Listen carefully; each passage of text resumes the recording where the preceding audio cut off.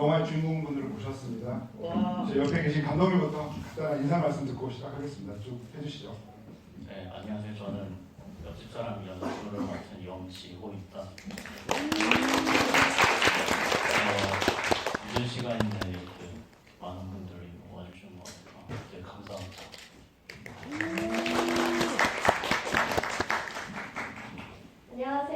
안녕하세요. 저는 고현민 역할을 맡은 최희진이라고 합니다. 반가운 얼굴들이 굉장히 많으신데 너무 또 와주셔서 너무 감사드리고요. 진짜 이렇게 늦은 시간까지 함께 해주셔서 너무 감사합니다. 얘기 많이 해요. 네, 안녕하세요. 찬우 연기한 우동민입니다.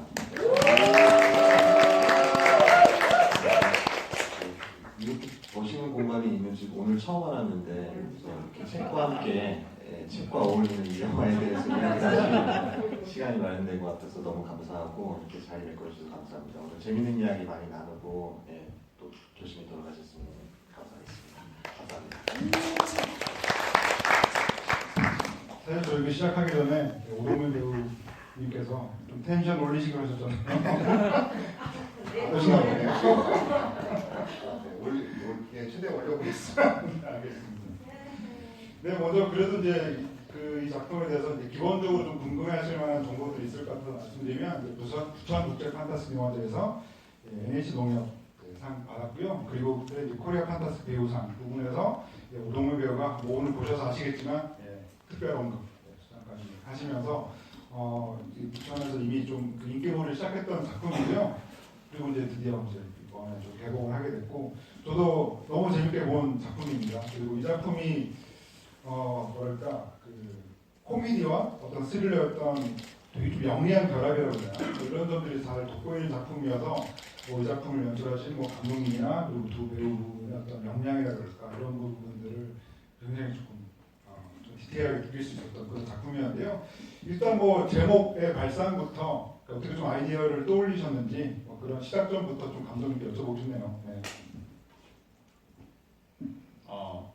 옆집 사람은 제목은 제가 영화 처음에 시작하면서 이제 담을 것들을 생각을 했을 때 되게 아이러니한 부분 많이 담고 싶었어요. 지금 블랙 코미디 굳이 통자를 해야 되니까. 그래서 이제 생각을 했을 때 원룸이라는 구성이고 뭔가 이렇게 된 상태에서 어떻게 할까 하다가, 사실 요즘 옆집에 누가 사는지 잘 모르잖아요.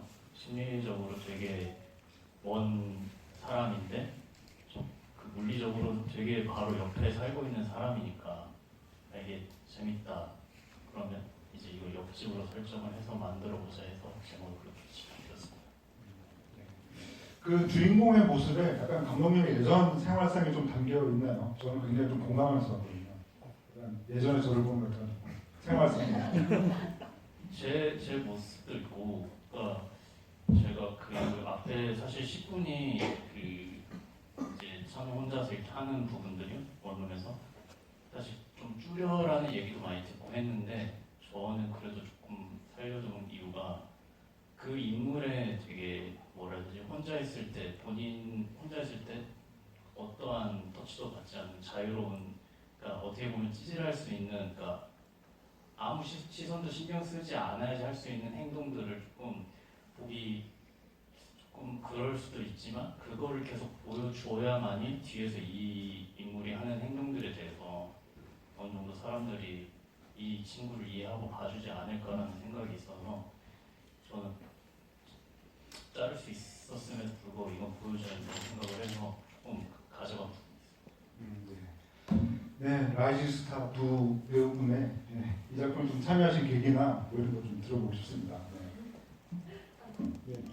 저는 일단 학교를 다니고 있는 중이었어요. 그래서 또 웹드라마를 좀 하다가 또 다시 좀 학교에 돌아가서 공부를 하고 싶어서 들어갔는데 딱 이 영화 오디션 공고가 뜬 거예요. 그래서 한번 봐볼까? 해서 봤는데 대본을 딱 보는데 너무 재밌는 거예요. 그 현민 역할이 좀 탐이 나더라고요. 좀 뭔가 양면성이 있는 모습이나 제가 표현할 수 있는 부분이 좀 있을 것 같다는 생각이 들어서 감독님께 잘할 수 있을 것 같다라고 좀 어필을 많이 했었던 기억이 납니다. 감독님 그런 순간 좀 기억나시나요? 네, 기억나죠. 그러니까 되게 바빴어요. 그때 희진 씨가 뭐 학원에 수업도 들어야 되고, 그러니까 예종은 뭐 촬영한다고 수업을 잘 빼주지가 않아서 되게 어렵고, 그다음 공연 저희 촬영 때랑 공연이 겹쳤었어요. 그래서 사실 오디션을 보고 제가 생각할 때는 제 베스트가 분명히 잘할 것 같다라는 생각이 들었는데 이제 스케줄이 너무 걸리는 거예요. 이제 저희가 미리 짜놨던 스케줄에서 이제 희진 씨한테 맞춰서 다시 바꿔야 되는 상황이 생기니까 일단 어떻게 해야 되지 고민하다가 전화를 했어요. 제가 밤에 되게 늦게 전화를 해가지고 저는 베스트인 것 같다고 같이 하고 싶은데 할 수 있겠냐라고 물었어요. 그러니까 하도 하는 게 많으니까 이제 그거에 대해서 걱정이 돼서 되게 자신 있게 할 수 있다고 어필을 하더라고요. 아 그럼 하자 그러고 이제 감사합니다. 바꿨습니다. 저한테도 따로 얘기했었어요. 되게 좋아했어요. 캐스팅 이상형을 만났다고 지금 조금 못했는데 되게 좋아했습니다. 네, 오동민 배우님 본인 얘기 좀 해주시죠. 저는 일단 시나리오가 너무 재밌어가지고 같이 하고 싶었는데 조금 미팅했을 때는 약간 그래도 최대한 뭔가 저의 속마음을 숨기려고 했던 것 같아요. 좀 너무 하고 싶다는 티를 내면 안 되니까. 근데 감독님도 지금 아시다시피 겉으로 티가 많이 안 나는 스타일이에요. 그래서 이분이 나를 좋아하는 건가, 지금 하는 건가, 어떻게 되는 건가 이랬는데 좀 제가 아무래도 숨기려고 해도 이 작품에 대한 그 시나리오가 워낙 재밌었고 제가 좋아했던, 기다려왔던 어떤 그런 블랙 코미디였기도 하고 여러모로 너무 참여하고 싶었던 마음이 이제 드러났나 봐요. 그래서 또 신드렁하게 뭐 하시죠 뭐 이런 식으로 했던 것 같은데 그래서 되게 기뻤습니다.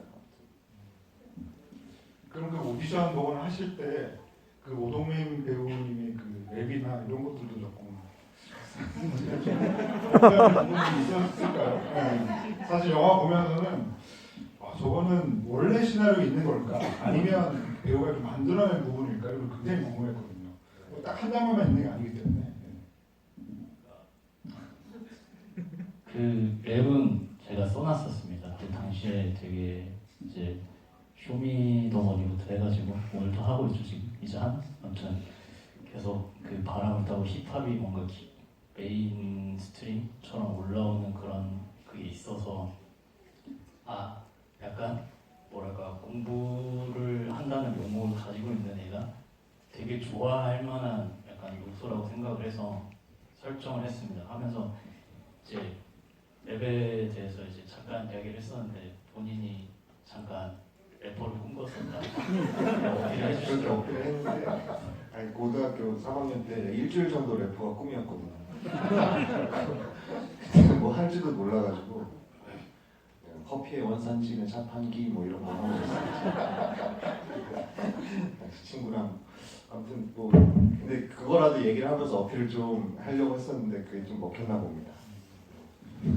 사실 그 시나리오 단계에서 이제 감독님이 그 대사를 쓰셨다는 얘기는 감독님이 쓰시면 약간 좀 그런 랩을 좀 해보신 거 아닌가라는 생각이 드는데. 저는 제가 할 그 능력은 없고요. 많이 들었죠.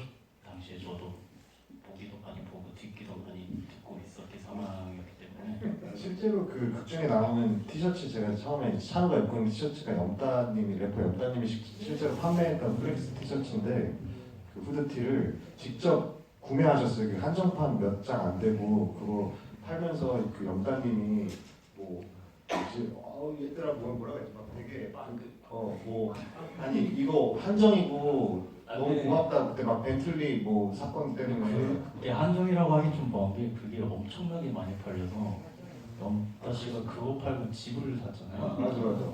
근데 되게 구하기 힘들었던 걸 알고 있거든요. 아닌가? 그러니까 그게 아마 판매를 좀 길게 열어놨다가 너무 많이 팔려서 닫았을 거예요. 일찍 닫아서 약간 그렇게 됐는데. 아무튼 그걸 구매하셨을 정도로 힙합에 대해서 열정이 가득하신 분이거든요. 그래서 그거를 녹여내가지고 지금 저도 그 랩도 많이 잘 시나리오 안에서 잘 써져 있었는데 이제 거기에 이제 첨가하면서 조금 더 풍성하게 만들어가면서 같이 작업을 했었습니다. 옷 품질이 너무 안 좋더라고요. 한 번 빨았는데 불이 너무 일어나가지고 아 이거 촬영 때 써야 되는데 모셔놨습니다. 그래서 저는 이 작품을 보면서 이제 되게 그 흥미롭게 본 부분 중 하나는 사실 이제 살면서 어쨌건 이런 일이 생겨날 가능성은 거의 없긴 하지만 이런 일이 발생할 수 있는 거 아니에요? 거기서 아마 생각을 좀 출발하셨던 것 같은데 이제 그러면 사실은 이런 일이 충분히 발생할 수 있고 나한테 이런 일이 벌어지면 어떡할까라는 것에서부터 출발해서 사실은 굉장히 좀 그거를 좀 리얼하게 따라가야 되는 그러니까 실제로 이런 일이 겪으면 이렇게 대처해야 되고 이런 분들은 굉장히 리얼하게 가야 되는 부분인데 사실 뭐 이 두 배우가 보여주는 어떤 모습들을 보고 있으면 그 안에서도 약간은 영화적인 재미나 어떤 장르성 때문에 조금 비현실적으로 가야 되는 부분들 분명히 있을 것 같거든요. 재미를 위해서, 장르적인 재미를 위해서. 그래서 그 균형을 좀 어떻게 하려고 하셨을까 좀 그런 게 좀 궁금하더라고요. 일단 그 앞에 10분을 보여주는 것도 약간 그런 것도 있어요. 아, 사람들이 보면서 실소가 나올 정도로 내가 이제 그런 애구나라는 걸 보여주는 게 있었고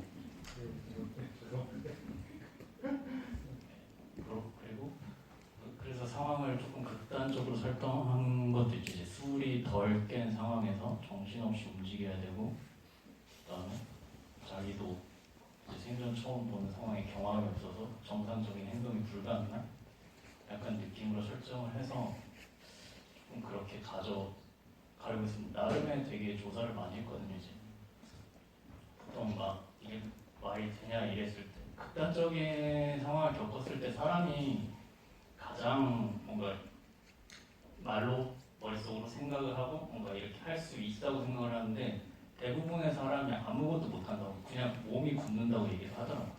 실제로는. 그래서 정상적인 사고도 불가능하고 그 이제 뭔가 눈에 보이는 대로 움직이게 되고 약간 그런 것들을 최대한 하려고 했어요. 그렇게 해서 이제 뭔가 이 친구의 정신없음을 뭔가 많이 보여주려고 했고 그 닥친 상황에서 오는 약간 긴장감이라는 게 있으니까 그래서 이제 그 긴장감을 기조로 가지고 가면서 이제 앞에 풀었던 것들을 소스로 이용해가지고 이제 중간중간 하나씩 풀면서 얘는 이제 어떻게든 이 공간을 자기가 있었다는 걸 티내지 않고 나가는 게 목표니까 그 상황에 맞춰서 뭔가 재밌는 것을 만들어내려고 뭐 블랙 코미디로 설정하고 약간 이게 뭐랄까요 저예산 영화다 보니까 사실 공간을 많이 쓰고 싶어도 쓸 수가 없었어요. 그래서 이제 제 나름의 해결책이라고 한 게 이제 스릴러로서는 이게 분명히 밀도가 많이 떨어질 거다. 그냥 만들어냈을 때 공간이 하나라는 거에 대해서 허점이 생길 수밖에 없고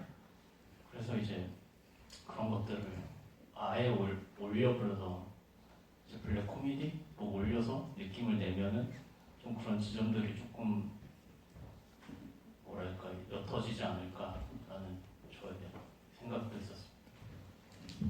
그리고 두 배우분께 좀 질문드리면 그냥 거의 한 공간에서 벌어지는 이야기잖아요. 그래서 이렇게 계속 한 공간에서 촬영한다라고 하는 게 배우로서는 약간 집중력을 높일 수 있는 뭐 장점이 될 수도 있을 것 같은데 또 반면에 또 약간 좀 답답할 수도 있을 것 같기도 하고 뭔가 좀 그런 점에서 이렇게 한 공간에서 쭉 촬영한다는 게 좀 어떠셨는지도 조금 여쭤보고 싶네요. 저는 일단 너무 편했습니다. 일단 세트고 한 공간 안에서 이렇게 이동을 많이 하다 보면은 좀 지치게 마련인데 네, 저는 좋았습니다. 네, 너무 편하게 좋았어요. 화장실도 가깝고. 저도 학교에서 촬영한 거였거든요. 학교 세트장을 만들어서 저야말로 진짜 좋았습니다. 진짜 수업하고 바로 와가지고 일하고 진짜 그렇게 촬영을 했었어가지고 그리고 저는 좀 뒤늦게 합류를 했어요. 아까 좀 바빴다고 하셨는데 진짜 뒤로 좀 오빠가 한 15일 정도 먼저 많이 촬영을 많이 하고 제가 뒤에서 나왔기 때문에 저는 오히려 집중력이 빡 됐던 것 같아요. 진짜 대단했어요. 이거는 또 다른 얘기인데 다른 곳 저희 학교 공연을 준비하다가 전날 공연을 마치고 다음 날 저희 이제 옆집 사람에 합류를 하는 그런 이제 빡센 스케줄이었는데 바로 오자마자 너무 현민으로서 네, 잘 해줘가지고 좀 놀랐어요. 그리고 눈물을 흘리거나 하는 씬에서도 되게 집중력이 워낙 좋아가지고 어떻게 하는 거냐고 막 물어볼 정도로 되게 멋진 배우더라고요. 오늘 왜 이래요? 아니 공간이 되게 날 이상하게 만드는 거예요.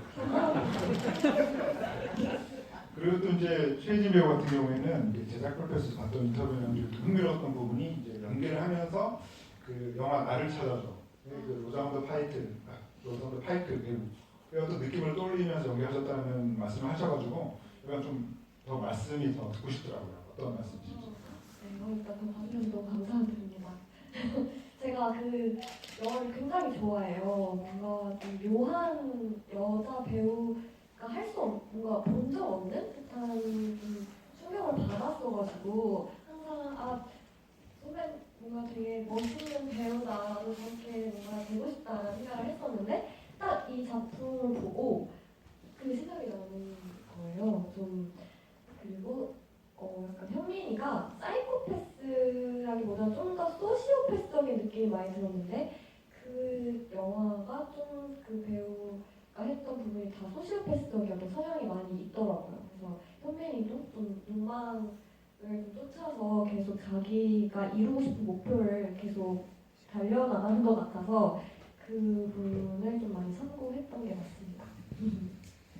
그리고 또 저는 이제 기억에 남는 어떤 장면 혹은 흐름을 이 영화에서 꼽으라고 한다면은 이제 그 찬호가 이제 그 현민을 이제 도와주기 시작을 하면서 뭔가 이제 두 사람의 어떤 주도권이 좀 바뀌어가는 부분 있잖아요. 그러니까 뭔가 그 돈도 좀 꽤 있는 것 같고 그리고 이제 갑자기 도와주기 시작하면서 어떻게 보면은 이미 좀 이 여자한테 약간 반한 것 같은 느낌도 주면서 뭔가 이제 뭐 돈도 준다고 하고 나중에 뭐 더 좋은 게 있을 수 있다는 식으로 얘기를 하고 하면서 뭔가 이 두 사람의 주도권이 좀 바뀌는 느낌이 저는 굉장히 흥미롭고 그게 정말 그 감독님은 정말 디테일하게 연출을 잘했다는 생각과 더불어서 뭔가 좀 두 배우가 만들어가는 호흡도 되게 좋아서 저는 그 뭐 특정 장면이라보다 약간 그 느낌을 조금 여쭤보고 싶긴 했었습니다. 이 세 분께 다. 좋죠. 네. 그러니까 제가 이 영화의 캐릭터라고 하면은 저는 현민이라고 생각했었거든요.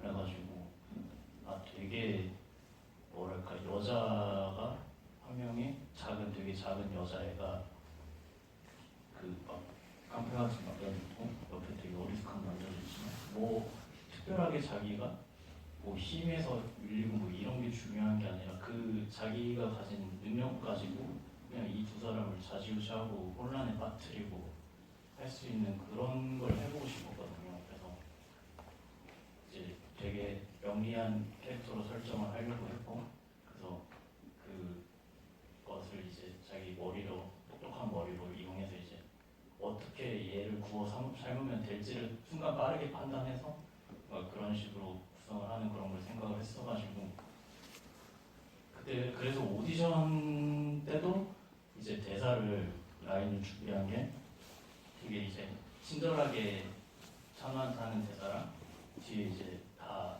사건이 발생하고 막 난리가 났을 때 하는 대사 두 부분을 준비를 했어요. 그래서 얼만큼 갭 차이를 줄 수 있는지 이 사람이 그거를 중점적으로 보려고 했는데 되게 잘했어요. 이 씨가 되게 잘했어가지고 이거는 같이 얘기해서 하면은 충분히 만들 수 있겠다라는 생각이 들어가지고 사실 오디션도 딱 그 현민 영화 봤거든요.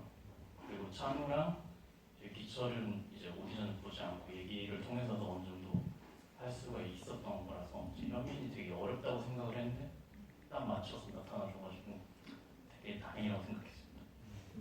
그리고 사실 그 대사에서 살짝 그 반말, 그러니까 사실 굉장히 이 여성이 궁지에 몰려 있는 게 너무나도 뻔한데 약간 이 남자의 머리 위에 있는 것 같기도 하고 어떨 때는 약간 살짝 반말까지 하고 이런 지점들이 저는 굉장히 되게 좋았고 되게 중요한 포인트가 아닐까 생각이 들었었습니다. 네. 저는 일단 무엇보다 오빠가 제가 하는 어떤 연기에 있어서 진짜 항상 잘 받아주셨어요. 뭔가 반응 같은 거나 그런 대사 막 오빠 하는 대사들도 오빠가 더 잘해주시고 또 그래서 제가 더 잘 표현되지 않았나 제가 표현하고 싶었던 부분이 더 배가 돼서 좀 연기를 해서 항상 저는 오빠한테 너 연기를 이렇게 잘해요? 맨날 이랬었던 기억이 있어요. 3년 전에 찍은 거라 조금 기억이 약간 가물가물한데 하나 기억나는 것은 오빠가 뭐 호흡이 진짜 늘 생동감이 넘쳤어요. 그러니까 늘 항상 진짜예요. 그래서 메소드 같은? 그래서 나와 딱 컷을 해도 오빠는 계속 그 인물로 사는 듯한 느낌이 들어서 더 저는 집중하기가 좋아서 호흡이 더 잘 맞았던 것 같아요. 감사합니다. 우리 칭찬은 언제나 감사한 일인 것 같아요. 아니, 너무 잘 던져주니까 저는 그대로 받았거든요. 뭐 이렇게 딱히 현민에게 찬우가 뭐 특별하게 어떻게 대처해야겠다 이렇게 생각한 건 아니고 이 시나리오 자체가 찬우가 그 상황에 놓여 있는 게 워낙 분명한 어떤 목표들이 그 상황에 확실하게 있었고 그걸 따라가다 보니까 어떻게 이렇게 쭉 그냥 그 감정 그 나노로 나눠가지고 찬우의 그 미시적인 감정들을 그 선을 따라가다 보면은 갑자기 영화가 끝나 있고 좀 끌려가는 그런 느낌이 있었거든요. 그 위에 그냥 현민이도 있었을 뿐이고 근데 찬우가 이제 많이 혼란스러워하는데 그거는 어떻게 뭐 연출을 일부러 어떤 느낌으로 해야 되겠다 이렇게 했다기보다는 좀 저는 전체적으로 감독님한테 많이 의지를 했던 것 같아요. 그냥 저는 이 상황에만 많이 몰입을 하고 감독님이 나중에 어차피 뭐 제대로 편집을 해주실 거다. 그리고 아까 전에 이제 제한된 공간 말씀하셨을 때 답변을 못 드린 게 좀 그 연결 맞추는 게 사실 쉽진 않았거든요. 그래서 이게 호흡도 되게 찬우가 다 이렇게 하이 텐션된 호흡 속에서도 이렇게 조금씩 나뉘어져 있으면서 달라지는 그 상황들의 그 세세한 그 호흡의 차이들이 있었는데 그런 것들을 제 하나하나 머릿속에서 연결 맞춰 나가기 힘들어서 많이 의지하면서 찍었는데 그런 부분들도 좀 이렇게도 던져보고 저렇게도 던져보고 뭐 알아서 다 편집해 주겠죠. 뭐 이 다음에 여기는 이렇게 붙으면 이렇게 연기하면 붙을까 뭐 이런 이야기들 뭐 찬우의 감정선은 이렇다. 지금 저 바로 직전에는 이랬으니까 여기서는 이렇게 올라가겠구나. 그거 끌어올려야지 하면서 막 이렇게 열심히 했었는데 그 와중에 이제 현빈이가 들어오면서 많이 수월해졌죠. 저 혼자서만 맞춰갈 것보다 이렇게 막 던져주시니까 재밌게 찍었습니다. 그리고 현민이가 왔을 때 공기가 달라져요. 현장이 갑자기 저 혼자 찍다가 스태프들이 얼굴에 웃음꽃이 피고 말이 많아지고 집중도가 달라지고 그래서 뭐 좋았습니다. 저게 되게 환히 맺혔나봐요. 그러니까 저 말씀을 항상 하시는데 되게 미안해지네요. 그리고 또 저는 이 이야기 진행에서 되게 뭐랄까 되게 굉장히 영리하다라고 생각했던 지점이 그것이니까 처음에 이제 시체를 발견하게 했을 때 이제 그 시체를 이제 엎어놓은 거죠. 어떻게 보면. 그러니까 사실 이제 그 현민이 나타나기 전까지는 그 엎어져 있는 모습을 보고 사실은 남자인지 여자인지 조금 알기 힘든 상황이기도 하고 계속 그것 자체가 그러니까 이런 이야기에서 누가 죽었다, 구체적으로 누군가가 죽었다라고 하는 것을 알려주는 것도 되게 중요하지만 그렇지 않게 시작을 하면서 아까 이제 초반에 되게 이 주인공 찬우가 어떤 남자인지를 보여주고 난 다음에 아예 이제 시체를 이렇게 뒤집어놓고 있으면은 더 이렇게 궁금증이 이런 것도 좀 배가 될 것 같더라고요. 그래서 처음에 이제 이야기를 쓰실 때 처음부터 좀 그렇게 엎어놓고 가겠다고 조금 생각하셨는지도 좀 궁금하게 됐었습니다.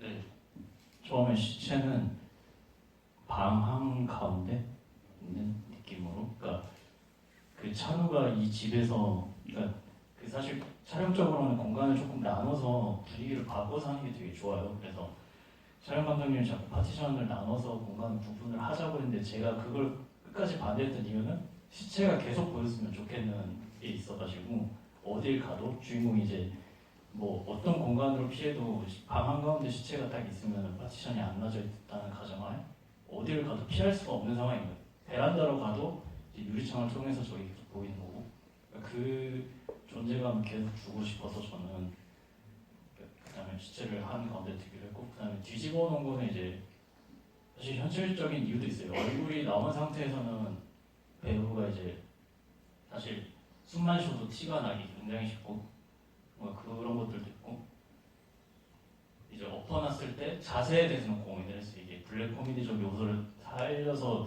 좀 더 요상한 자세로 두고 있어볼까라는 생각을 했었는데, 근데 이게 연기하는 게 너무 힘들 것 같더라고요. 그 자세로 계속 있어야 된다는 게 지금 죽어 있는 사람처럼 보여야 된다는 설정이 있으니까, 그래서 심플하게 일단 그냥 눕는 걸로 하되 일단 최대한 정보가 안 보이는 방향으로 하자라고 설정을 해서 이제 후드까지 뒤로 씌웠고, 피 양도 이제 계산을 해서, 그러니까 인간이 이 정도 피를 흘렸을 때 죽지 않을 수 있는 최대한의 양을 계산을 해서 뿌려놓은 거거든요. 그러면 더 접근하기 힘들고 약간 그런 식으로 설정을 해서. 그렇게까지 계산했어요.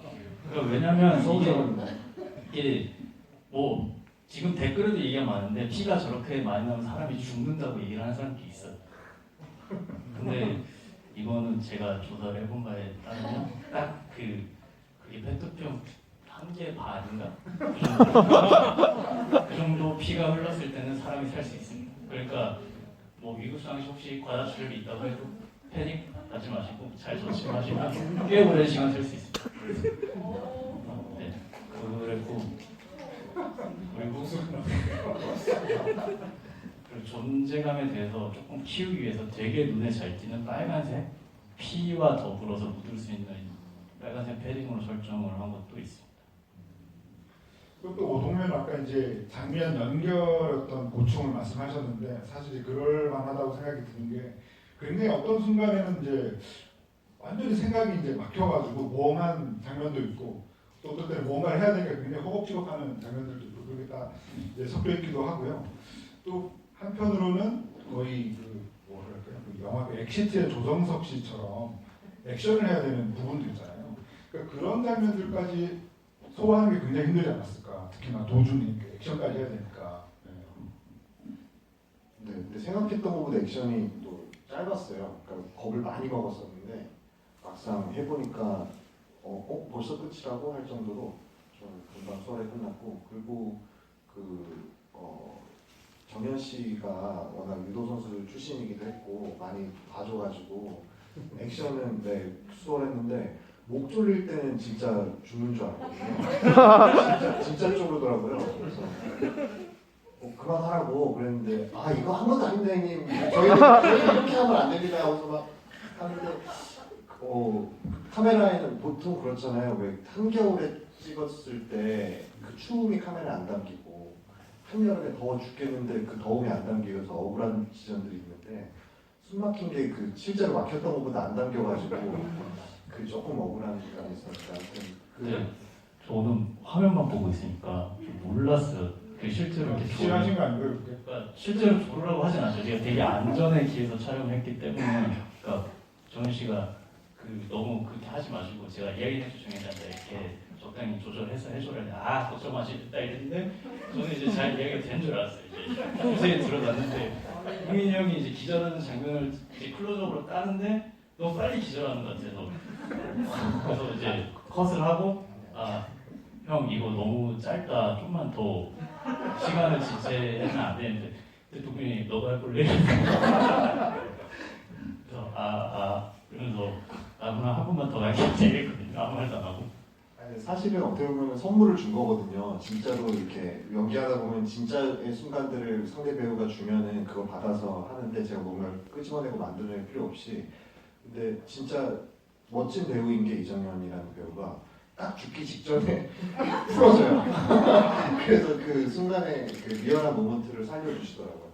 근데 제가 조금 더 버텼어야 되긴 하는데 그건 조금 아무래도 제가 체력적으로 받치다 보니까 좀 그랬던 것 같습니다.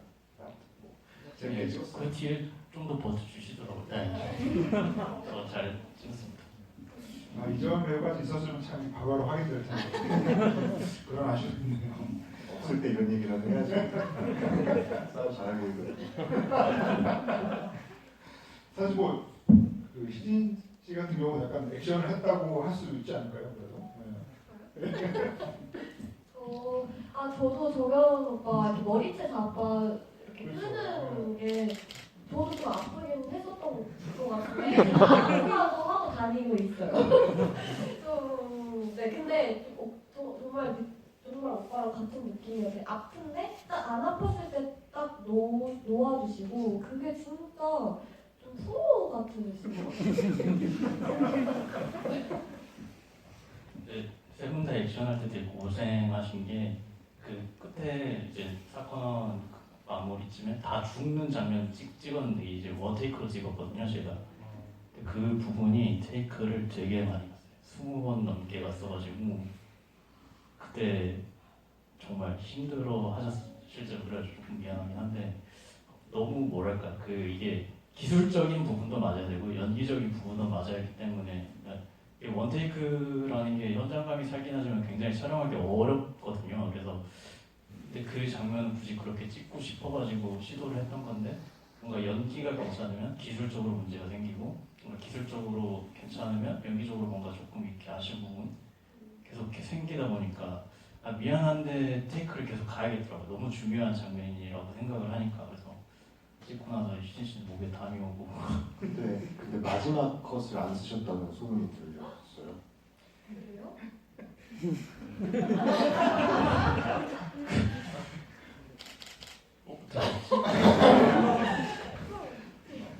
중간쯤에 괜찮은 게 하나 있었어요. 그래서 킵을 하고 했던 것 중에서 이제 이거는 CG팀하고 얘기를 해가지고 이게 조금 발휘나는 부분을 처리가 되냐 안 되냐를 얘기를 해가지고 이렇게 되는 거를 컷을 이제 최종으로 선정을 하게 된 거예요. 그리고 또 저는 개인적으로 영화를 보면서 되게 반가웠던 배우분이 바로 그 주인 아주머니라고 해야 되나요? 김선아 배우님이셨어요. 그러니까 뭐 경찰로 이한위 배우가 나왔을 때 되게 반갑긴 했지만 이한위 배우가 어떤 이 작품 속에서 어떤 영향을 미치는 사람은 아닐 거다라는 이제 확신 같은 건 있는데 뭔가 그 김선아 배우는 뭔가 계속 이 들어가려고 시도하고 계속 연락을 하고 이런 것들이 예전부터 이제 김선아 배우님이 80년대, 90년대 수많은 영화에 나오시고 뭔가 좀 사건의 열쇠를 쥐고 있는 그런 의외의 인물로 나오신 적도 꽤 있어가지고 이거 왜 나오셨지? 약간 한동안 영화를 안 나오시다가 나온 걸 보니 뭔가 의도가 있는 캐스팅 아닐까. 뭔가 좀 이 사건에서 그 어떤 흐름에 어떤 반전을 주는 인물일 수도 있지 않을까라는 생각도 하게 되면서 저는 또 다른 어떤 재미를 느꼈다고 할 수가 있거든요. 그래서 김선아 배우 캐스팅과 좀 그런 것도 좀 여쭤보고 싶었습니다. 흥원 선생님은 그냥 이제 주인 아줌마 역을 할 만한 배우를 사실 찾기가 쉽지가 않을까. 솔직하게 얘기하면은 약간 중년 배우 찾는 게 정말 쉽지가 않습니다. 그러니까 이제 많은 사람들이 알고 있는 중년 배우분들, 주로 TV나 이제 이런 데서 활동을 하시는 분들은 몸값이 굉장히 비싸요.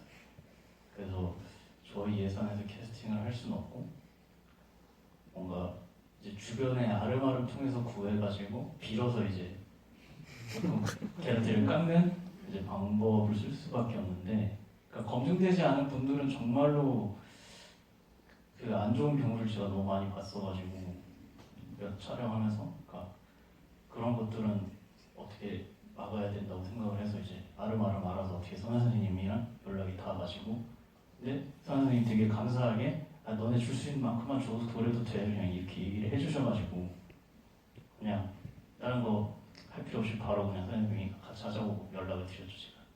그래서 너무 진짜 제가 뭐 디렉션을 줄 필요가 없었어요. 그냥 딱 이렇게 하면 되지 하고 하시면은 그게 다 너무 좋아가지고 제가 따로 말씀드릴 필요도 없었고, 그 외적으로 되게 현장을 많이 챙겨주셨어요. 그때 한겨울이었는데 김장 시즌이어가지고 선생님이 김장하셨다고 현장에 막 김치가 들어가지고 밥 주시고 막 그러셨거든요. 네, 되게 감사하게 생각하고 있습니다. 사실 그분이 예전부터 정말 그 한국 영화의 전설적인 거장들하고들 언제나 함께 일하시고 주연급 배우는 아니었어도 정말 그 경험 많으신 분이어서 사실 후배 배우들에게 뭔가 좀 가르침이라고 표현은 좀 그렇긴 하지만 되게 소통하면 되게 이렇게 좋을 만한 부분들이 되게 많아서 사실 두 배우분도 좀 어떠셨는지도 좀 궁금하긴 합니다. 어머니 같으셨어요. 실제로 연배도 어머니 뻘이시고 영화 일하러 왔다라기보다는 우리 아들 딸들을 챙겨줘야지 뭐 이런 마음으로 거의 케이터링 서비스처럼 김치도 이렇게 바리바리 싸들고 오셔가지고 저희가 약간은 배고프게 찍었었거든요. 밥이 이제 조금 이렇게 배고픈 어떤 그 회차들이 몇 회차가 있었는데 그때마다 이제 그런 어떤 네, 케이터링 서비스를 네, 어머님의 마음으로 해주셔가지고 그리고 끝나고 나서도 저희 영화제 다니거나 할 때도 되게 그런 어머님의 마음을 많이 느꼈습니다.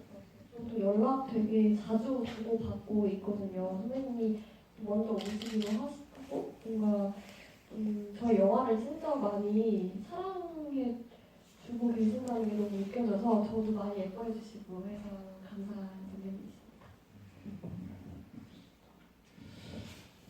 시간이 좀 꽤 지났는데요. 그래도 감독님 하나 더 여쭤보고 그 객석 질문 좀 받으면 어떨까 싶은데요. 사실 좀 무거운 얘기가 될 수도 있는데 저는 이제 이 영화 속 주인공을 보면서 좀 감정이입을 좀 많이 한 부분이 그러니까 진짜 혼자 살아가는 어떤 그 자취생의 어떤 일상 같은 거잖아요. 그러니까 뭐 거기나 어쩌면 뭐 감독님의 어떤 예전 모습 같은 걸 좀 담겨 있을 수도 있고 그리고 특히나 이제 제가 진짜 공감하면서 나도 예전에 저랬는데라고 생각했던 게 이제 볶음밥을 하나 주문해서 그걸 나눠서 이제 아점으로 한번 먹고 저녁 가서 먹는 거거든요. 근데 그렇게 하나를 주문을 해서 하루에 먹는 게 정말 크나큰 행복이죠, 진짜. 근데 정말 짧게 들어간 장면이긴 하지만 후반부에 진짜 어떤 사건들이 좀 정리가 된 다음에 어두운 데서 남은 반을 또 먹더라고요. 저는 그런 것들 되게 좋았거든요. 이른바 말하자면 봉태이라고 하는 것처럼 명태이라고 해야 되나? 뭔가 그 작품 속에서 막 깨진 핸드폰 이런 것들도 저는 되게 좋았고 그런 부분들도 사실 스쳐 지나갈 수 있긴 하지만 남겨둔 나머지 반을 먹는다는 것도 되게 좋았고 어떻게 보면 이 작품도 이제 감독님도 이제 블랙 코미디라고 하신 것처럼 지금 우리 사회 어떤 취준생이라던가 뭐 하다못해 층간소음이라던가 여러 가지 어떤 사회적 문제들을 굉장히 조금 압축시켜 놓은 부분들이 있는데 사실 이 작품이 이제 원래 지난주에 집을 하려고 했다가 이제 참사로 인해서 못하고 이제 미뤄진 부분들 있잖아요. 참 그걸 보면서 그런 생각도 들었어요. 그러니까 그냥 아점으로서 제가 이제 그걸 먹고 밖에 나가서 친구들하고 놀다가 들어와서 그걸 먹으면서 자는 그런 행복 같은 게 있었거든요. 그래서 남겨놓은 걸 다시 먹고 이런 것들이 그런 하루의 어떤 일상이라는 게 있었는데 그때 이제 세상을 떠나신 분들은 약간 그러지 못했구나라는 생각이 들기도 하고 그러면서 굉장히 이 작품이 어떻게 보면 감독님이 블랙 코미디 안에서도 녹아내려고 하셨던 많은 지점들이 좀 생각나기도 해서요. 그래서 조금 제가 갑자기 좀 너무 무겁게 얘기를 끌고 갔는데 어쩌면 감독님께서도 이 블랙 코미디라고 하는 외피 안에 좀 담고자 했던 그런 어떤 핵심적인 메시지를 그럴까 그런 것들을 조금 여쭤보고 싶긴 했습니다.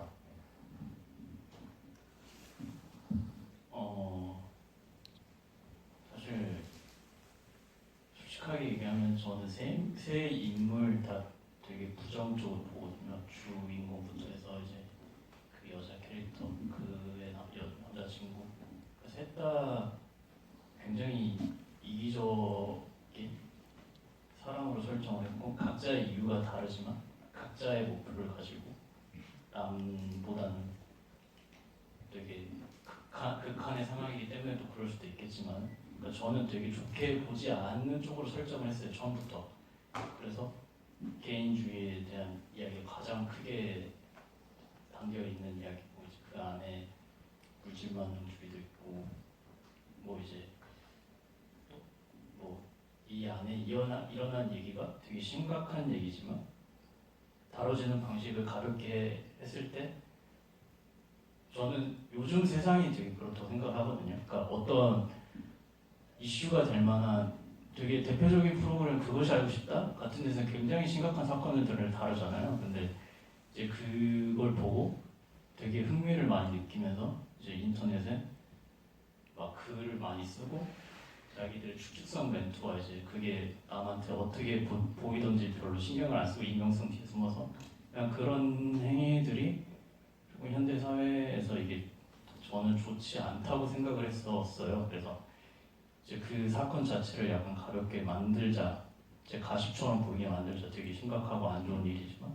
그걸 통해서 이제 그 정보 제공도 확실하지 않게 한 거죠. 그러니까 어떻게 보면 그것이 알고 싶다처럼 미스테리한 사건을 그냥 영화에 그냥 대충 이렇게 어떻게 잘 해서 넣으려고 시도를 한 건데 그걸 통해서 이제 저는 사람이 생각을 할 때 이제 정보가 부족하거나 그렇게 되면 확증 편향을 하게 돼요. 그렇게 되면은 이제 자기의 평소에 가지고 있던 생각을 통해서 뭔가 자료를 해석하기 때문에 그걸 통해서 각자의 뭔가 생각을 하는데 그것이 이제 선화 선생님으로 대표되는 이제 그 주인 아줌마가 마지막에 와서 딴소리를 하잖아요.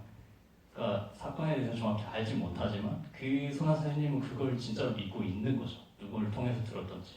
그리고 그것도 이제 현민의 대사에도 심어놓은 게 믿으면 다 진짜라고 하는 거. 그러니까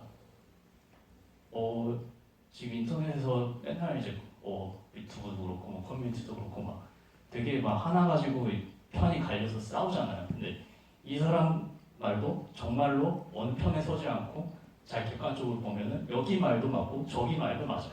근데 그게 상대방한테는 믿기지가 않는 사실인 거죠. 그냥 그 자체를 무시해버리고 내가 믿는 것들을 밀고 나가니까 그런 것들을 되게 건드려 보고 싶은 게 있어서 그렇게 시도를 했고 이제 그걸 선화 선생님이 닫는 역할로 그걸 확실하게 조금 찍어주는 역할로 넣어놓은 거고 그래서 저는 결말도 일부러 오픈엔딩으로 만들었거든요. 이제 그걸 통해서 어떤 생각을 하든지 본인의 생각을 해봐 그리고 그게 조금 객관적인 생각을 해봤으면 좋겠다 라는 식의 마무리를 하고 싶어서 이렇게 구성을 하게 됐습니다.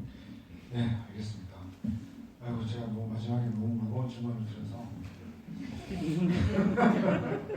어떡하죠 이제? 네, 객석에서 뭐 많은 질문을 해줄 거라 생각하고요. 저는 정말 그 후반부에 그 남은 그 반을 먹는 사람이 없어서 되게 섭섭했을 거예요. 그게 예전에 혼자 살 때는 굉장히 큰 행복 중에 하나였거든요. 그 장면도 사실 자르라는 얘기가 되게 많이 나왔어요. 저는 되게 좋아하는 장면이거든요. 굳이 그걸 살려놓은 거는 사람이 이제 동물이라는 걸 좀 저는 보여주고 싶어서 찬우는 사실 그 볶음밥 먹고 아침에 볶음밥 먹고 나가서 고기 집어먹고 그것도 다 토했어요. 그 다음에 먹은 건 물이 전부기 때문에 그 이제 죽지 않고 살아났으면 배를 채워야 된다라는 게 약간 동물적인 그런 게 있어서 그걸 굳이 저는 빼지 않았습니다. 그래서 그 유명한 단편 운수 좋은 날 어떤 변형이라고 할 수 있는데 그렇게 되려면 약간 그런 식으로 뭔가 하루의 일상에서 수미상관을 이룰 수 있는 그런 게 있어야 약간 그 스토리텔링 측면에서 되게 좋지 않나 생각이 들어서 저는 그 장면 들어 정말 잘 지켜내셨다는 말씀을 드리고 싶습니다. 네, 그 객석 질문 있으면요 손 들어주시면은 마이크 전달드리도록 하겠습니다.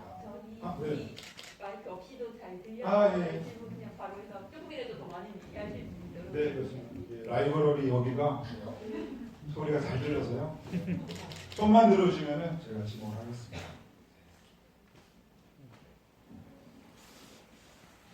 네, 저기 거의 한가운데 계시네. 제가 잘 못 봤습니다. 제가 오늘 조금 일찍 와서 두 개의 작품을 보는데 저도 상관없이 주인공을 노동진 배우였었어요. 첫 번째 아이.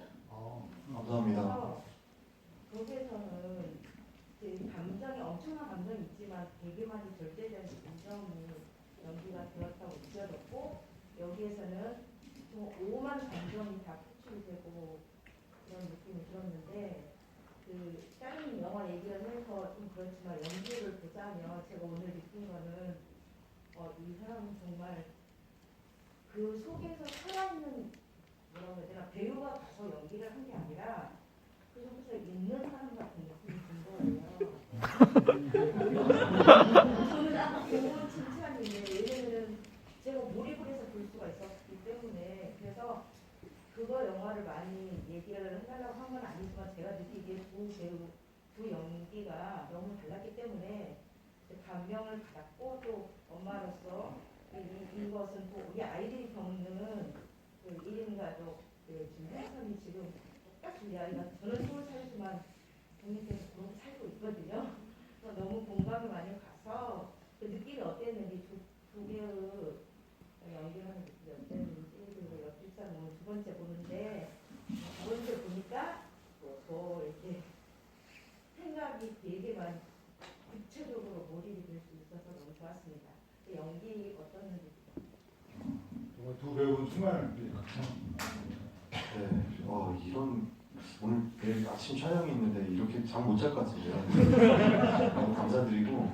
잘했어요. 감사합니다. 네, 글쎄요. 첫 번째 아이 같은 경우는 옆집 사람 끝나고 크랭크업 하고서는 다음 날 제 첫 촬영이었나 그래요. 그래가지고 사실 굉장히 걱정을 많이 했는데 너무 다른 캐릭터고 근데 사실은 내가 뭘 해내야지 이런 생각으로 접근을 하면은 좀 많이 어려운 것 같은데 나한테 이렇게 좋은 동료들이 있어 이렇게 좋은 연출이 있어 그리고 이 이야기가 사실 이 시나리오가 가지고 있는 뭐 예를 들면 찬우면은 찬우가 이 안에서 살아있게끔 잘 써져 있고 그냥 그것만 잘 따라가면 돼라는 믿음이 제일 중요한 것 같거든요.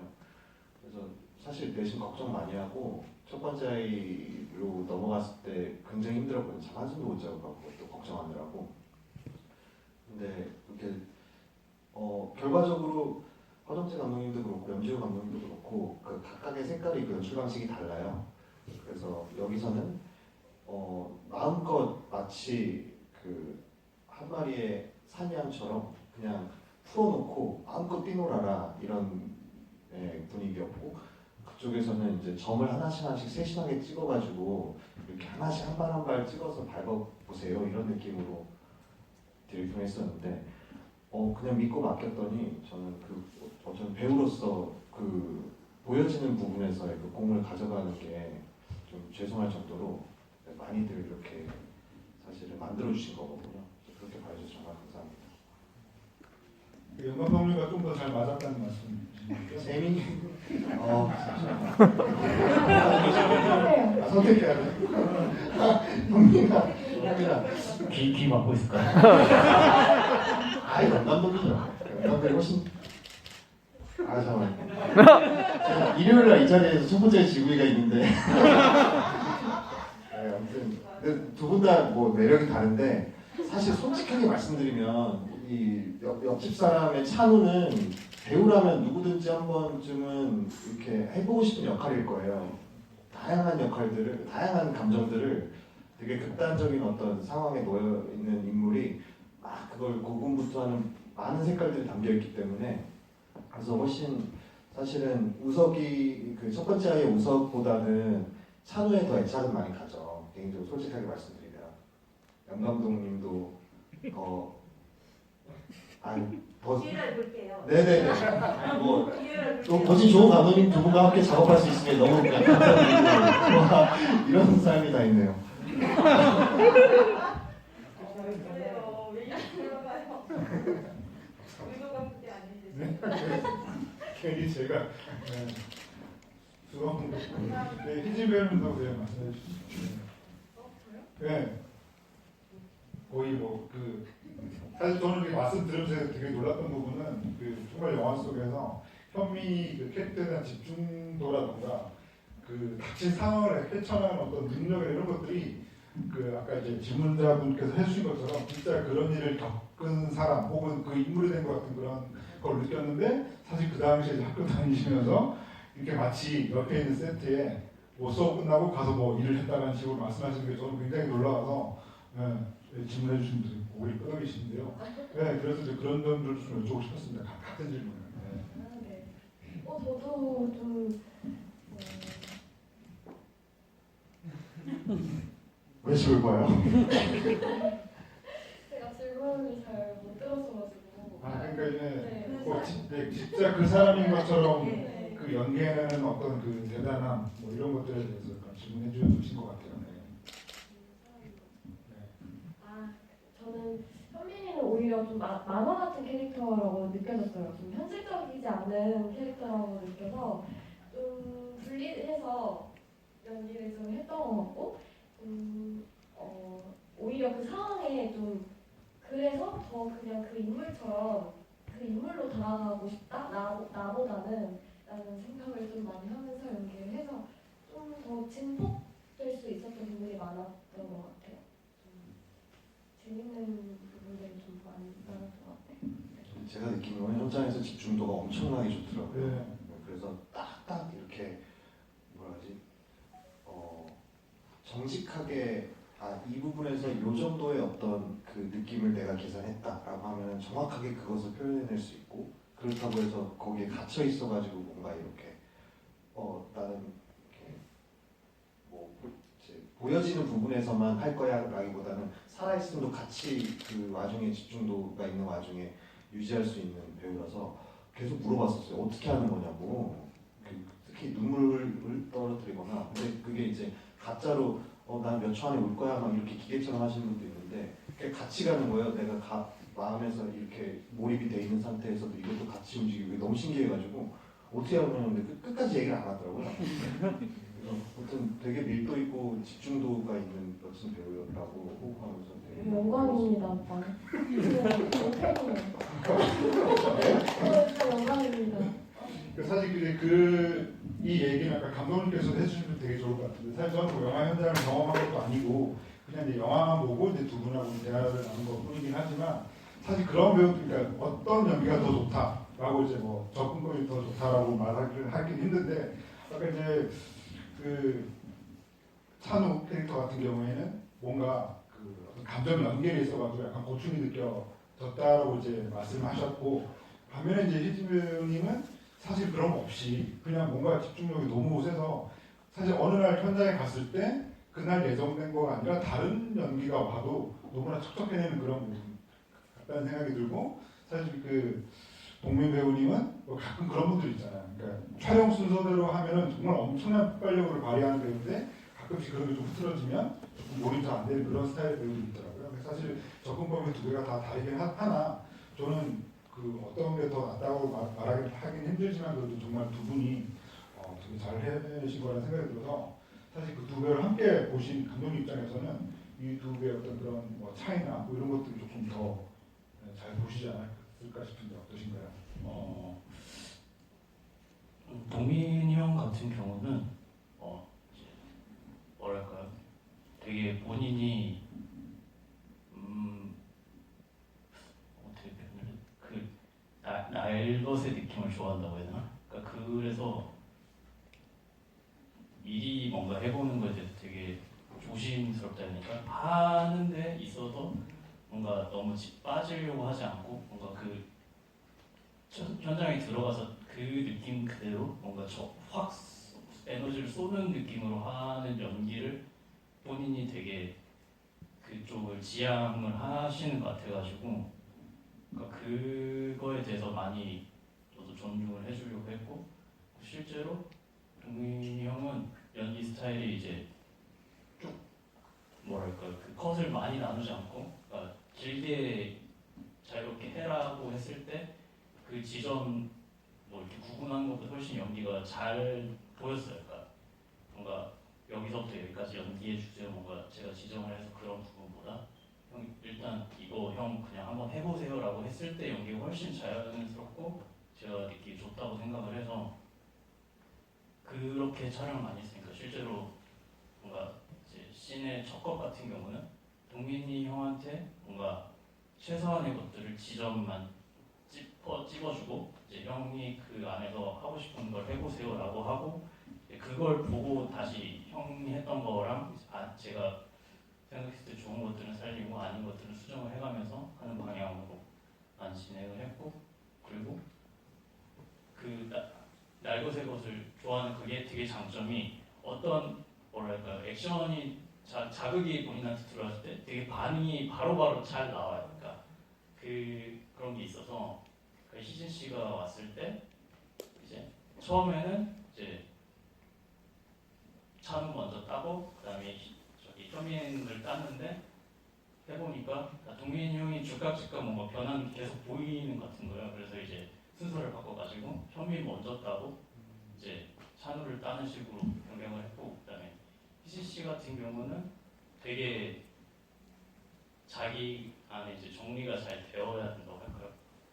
그 시나리오 상에 뭔가 걸리는 게 있으면 안 되는 그런 게 있어가지고 실제로 촬영하다가 뭔가 걸리는 게 있어서 저랑 한 시간 가까이 얘기를 한 적이 있어요. 촬영을 중단을 하고 그 부분에 대해서 뭔가 그렇게 이제 본인이 뭔가 확실히 딱 정리를 하고 들어가는 타입이라서 동민이 형이랑은 느낌이 다르게 되게 안정적이에요. 연기가 이제 그 자기가 정해지고 알고 있는 범위 내에서 뭔가 되게 잘 만들어 가기 때문에 그러니까 거기에 제가 어떤 수정을 반영을 해도 그거 크게 막 엄청 그렇지 않아도 그 안에서 정말 정확하게 변화를 줄 수 있는 그런 배우였어요. 그래서 되게 좋았어요. 그러니까 합이 되게 맞추기 좋았어가지고 정현 씨도 정현 씨 나름대로 그런 게 있어가지고 저는 굉장히 촬영하면서 좋았어요. 예, 어떤 두 분은 또 미세한 차이를 잘알 것 같은 말씀이었습니다. 네, 또 질문 있으신 분, 저쪽 체크. 영화 너무 잘 봤습니다. 그 드리고 싶었던 질문은 그 아까 나왔던 질문에서 추가되는 건데 그 현민의 방이 약간 추리물처럼 구성되어 있다 보니까 혹시 그 소품이나 이런 것들을 준비하는 과정이나 이런 구성들을 어떻게 준비하셨는지 좀 궁금하고 또 인물들의 이름이 찬호, 현민, 기철을 어떻게 지으셨는지 좀 그게 궁금해서 질문드립니다. 캐릭터부터 먼저 말씀드립니다. 네.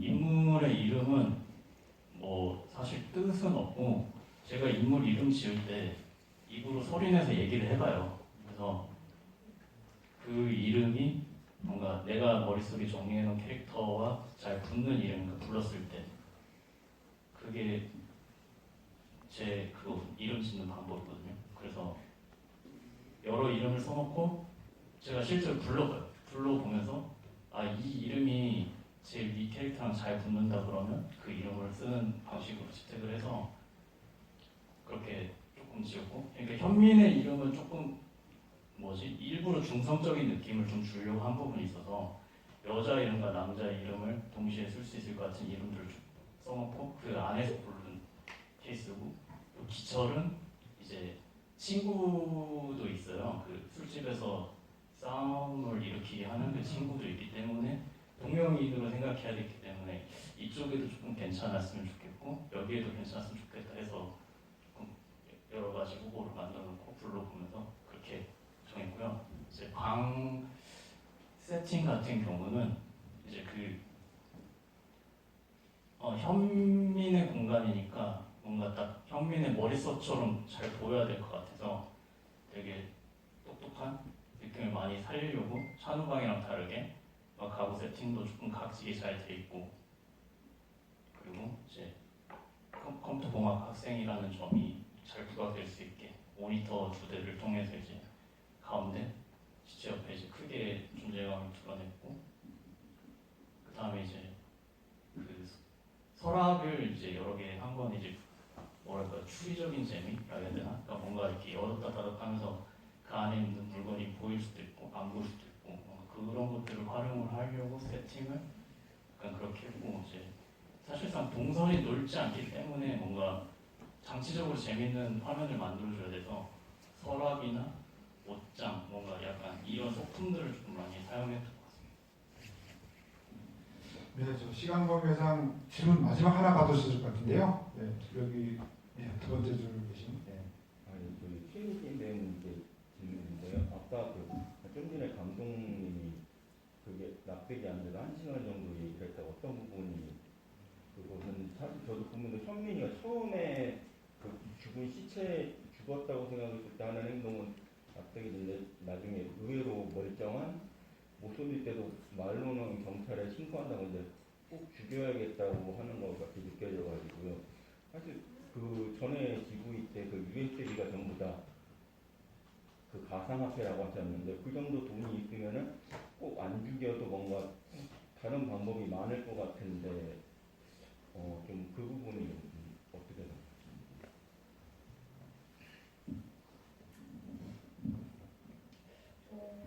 일단 제가 생각했을 때 현민이는 애초에 기철이를 죽이는 걸 좀 목표로 달려왔던 거라고 좀 생각을 했어요. 뭔가 그 기철이를 살려주면 제가 생각해놓은 그 계획대로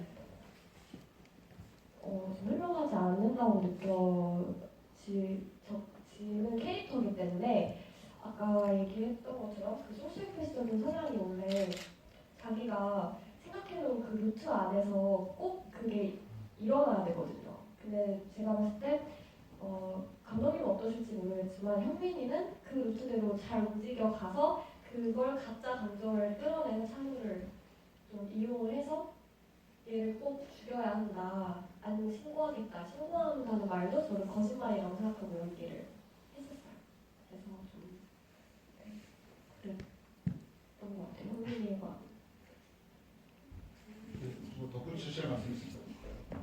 그러니까 구체적으로 잘 해주신 것 같고, 제가 사실 배우들한테도 그 상대 배우에 대한 캐릭터 정보에 대해서는 거의 안 알려줬거든요.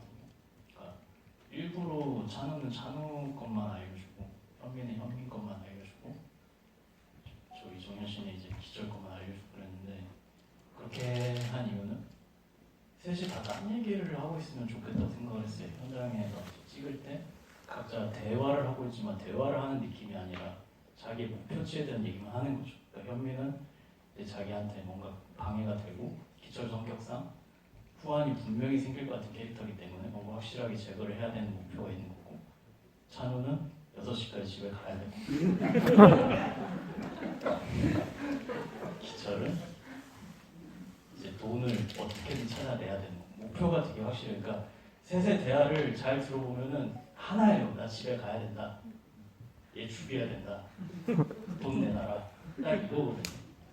그러니까 그 현장에서는 배우들끼리 딱 그렇게만 소통이 됐으면 좋겠다고 생각을 해서 그 외의 정보에 대해서는 얘기를 하지 않았어요. 네, 잘 들었습니다. 이제 뭐 정리해야 될 것 같은데요. 세 분 마지막 말씀 듣기 전에 제가 이 작품을 참 마음에 드는 이유는 장르적으로, 스타일적으로, 배우들 연기, 이거 다 포함해서 딱 지금 우리 시대 어떤 젊은 세대 이야기라는 점이 굉장히 마음에 들었던 것 같아요. 왜냐하면은 지금 얼마 전에 이제 코로나 팬데믹이 끝나고 범죄도시 2편이 한국 영화 중에 20번째 천만 영화가 됐는데요. 이 20편에서 천만 영화 중에 정말 이례적으로 한국 영화만 20대 주인공이 없어요. 대부분 아버지의 얘기가 가장 압도적으로 많습니다. 이게 어느 정도 이제 어떤 영화 시장이 큰 나라들 중에서 이렇게 젊은 주인공들이 없는 영화계가 없어요.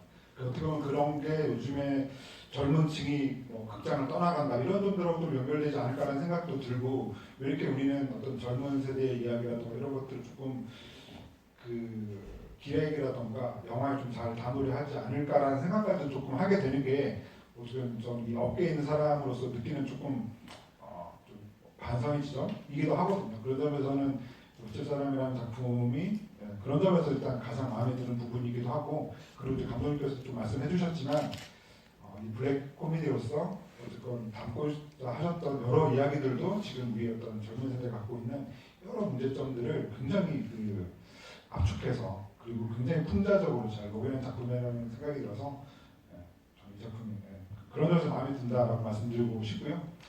아무튼 제 얘기는 끝났고, 지금 세 분 다 굉장히 지금 아까 말씀 나눠보니까 굉장히 바쁜 시간을 보내고 계시더라고요. 그래서 마지막 소감 한 말씀하고 앞으로 이렇게 지금 현재 하고 계신 어떤 근황 이런 것도 좀 두루두루 말씀해 주시고 끝을 내면 어떨까 싶습니다. 네. 어쩌면은 오늘 이렇게 옆집 사람으로 대화를 하는 게 마지막일 수도 있다고 생각하는데요. 이 작품이 이렇게 개봉을 하기까지 시간도 3년이라는 시간이 또 흘렀고, 그리고 이게 지나치게 제가 애정한다고 다른 언론에서 많이 표현을 했는데 너무나 애정하는 작품이다 보니까 오히려 이게 막상 나오게 되니까 오히려 더 걱정되고 여러 가지 생각이 많아졌는데, 어쨌든 개봉 2주차가 돼가지고 이런 의미 있는 자리에서 이야기를 할 수 있었다는 오늘이 너무 소중하다는 생각이 들고, 이 자리를 함께 해주셔서 너무 감사드리고요. 남은 기간이 얼마나 될지 모르겠지만 그래도 입소문 손소문 재밌게 보셨다고 많이 해주시면 감사하겠다는 그런 바람이 있고, 저는 첫 번째 아이라는 작품으로 또 네, 연달아서 네, 하는데 그게 저 사실은 조금 감독님 표정이 굳으셨는데 제 개인적으로는 찬우를 보시고서는 또 넘어가시면 재밌으실 수 있겠다는 부분이 있는데 그게 또 워낙 다른 캐릭터고 감독님이 워낙 찬우가 또 잘 이렇게 감독님께서 연출을 잘 해주셔가지고 제가 이렇게 공을 또 가져가는 것 같은데 어쨌든 첫 번째 아이로 또 이렇게 극장에서 아 이게 수습이 안 돼. 그리고 이제 12월 21일부터 JTBC에서 방송하는 사랑의 이해라는 작품으로 또 드라마로도 찾아뵐 것 같아요. 그래서 네, 앞으로도 많은 관심과 사랑 그리고 옆집 사람 계속 OTT 언젠가 올라갈 기도하고 있는데 네, 그렇게 또 찾아뵐 수 있게 되면 좋겠네요. 아무튼 자리 메꿔주셔서 너무 감사드립니다. 표준 배우는 거래 완료 얘기. 저는 지금 옆집 사람밖에 없습니다. 네, 아니 저도 오늘 마지막에 생각하니까 너무 아쉬운데요. 이 작품이 3년 전에 제가 학교에서 뭔가 갑자기 뭔가 되게 활동을 하다가 학교로 돌아간 이유도 좀 연기적으로 내가 너무 못 배운 것 같다. 그래서 좀 다시 배우고 싶다 해서 들어간 건데 이 작품을 만난 게 너무 운명 같고 제 연기 열정을 다시 불러일으킨 작품이에요. 그래서 너무 소중한 작품이고 앞으로도 뭔가 계속 연기 활동을 할 때 정말 힘이 될 것 같아요. 그리고 또 이렇게 수많은 지휘 속에서 뭔가 제가 느끼는 건 요즘 저도 촬영을 많이 하고 있어서 많이 바쁘고 반복된 일상을 계속 하고 있는데 그때마다 이렇게 보러 와주시는 뭔가 관객분들 덕분에 진짜 힘이 많이 됐었어요. 그래서 꼭 그 말씀을 꼭 드리고 싶다는 생각이 들었습니다. 너무너무 감사하고 앞으로 저도 드라마 지금 2개 찍고 있는데 그거 꼭 나오면 많이 봐주시고 저희 옆집 사람 진짜 홍보 많이 해주셨으면 좋겠어요. 남은 그 시간 동안 잘 부탁드리겠습니다.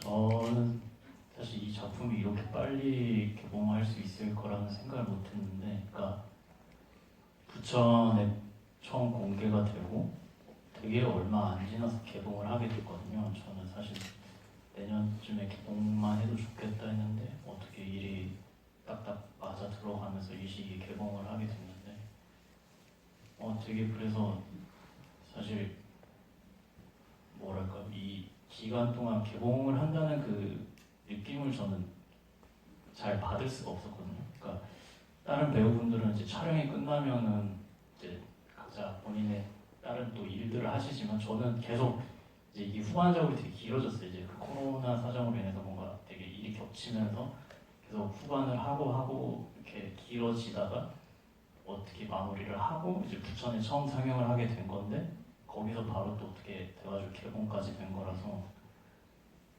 되게 얼떨떨하게 준비하면서 개봉을 하고 이렇게 됐는데 사실 아직도 저는 개봉하고 영화를 극장에서 안 봤거든요. 못 보겠어가지고. 그러니까 이 긴 시간 동안 저는 계속 보면서 그러니까 이제 그 영화의 어떤 느낌이나 이런 거는 전혀 느낄 수가 없고 내가 못했던 것만 계속 보게 되는 그런 거여서 아직 극장에 가서 그 기분이 싫어서 안 보고 있었는데 그래도 그 뭐랄까요 저는 객관성을 잃었지만 이제 다른 분들이 관객들이 봐주시고 그렇게 이제 사실 호불호가 갈릴 수 있는 장이어서 어떻게 될지 모르겠다 생각을 했지만 좋아해 주시는 분들도 되게 좋아해 주셔서 다행이라고 생각을 하고 거기서 되게 그래도 내가 영화하길 잘했다라는 생각을 많이 하게 되는 것 같아요. 그래서 참 뭐랄까 힘든데 계속 하게 되는 그런 일인 것 같아서 지금 글을 쓰고 있긴 한데 그래서 영화 시장이 너무 죽어가는 것 같아가지고 되게 안타까워요. 그러니까 뭔가 사실 경제적으로 이제 너무 어려운 일도 있고 안 좋은 일도 있었고 최근에 그래서 더 그런 것 같은데 그러니까 영화가 살아나서 저도 밥 먹고 살아야 되니까 그러니까 좀 시장이 좋아졌으면 좋겠습니다. 이렇게 늦은 시간까지 자리 지켜주신 이제 이런 관객분 한 사람들이 되게 소중한데 앞으로도 영화 많이 사랑해 주셨으면 좋겠습니다. 감사합니다. 영화의 어떤 장점이라든가 많은 좋은 점들을 봐주시는 관객이 굉장히 많을 거라 생각하고요. 그리고 저도 사실 나름 업계에서 한 20년 동안 일을 했는데 사실 뭐 그렇게 그때 뭐 타이밍 안 좋았던 영화도 있지만 그 영화에서 보여준 어떤 감독이나 배우들의 어떤 재능이나 이런 것들은 보통 1, 2년 안에 굉장히 멋진 행운과 복과 행운으로 돌아오더라고요. 그런 것만 믿으시고 마무리하시면 어떨까 싶습니다. 네, 오늘 긴 시간 좋은 말씀 많이 들려주신 세 분께 큰 박수 드리면서 마무리하겠습니다. 감사합니다.